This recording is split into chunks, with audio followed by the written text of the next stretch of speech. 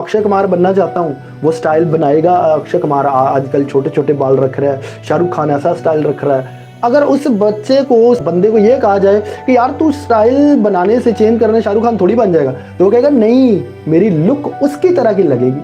तब पर तूने आज तक नाइट प्रेयर नहीं बोई, यीशु की लुक कैसे तुझ में आएगी?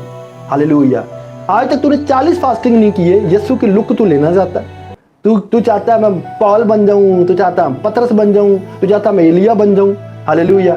40 रोजे वो स्टाइल तो आपने किया नहीं। हालेलुया।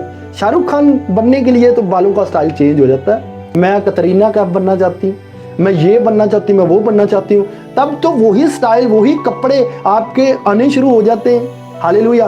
पर आपको अगर ये कहा जाए घुटनों के बल आकर प्रेयर करो कि खुदा दे उदा भी तो सुन दे यार, खुदा दे उदा भी सुन, अरे आपका स्टाइल नहीं चेंज हुआ। हालेलुया। क्योंकि पॉल की मानद बनने के लिए स्टाइल चेंज करना पड़ेगा। पॉल घुटनों के बल लाकर प्रेयर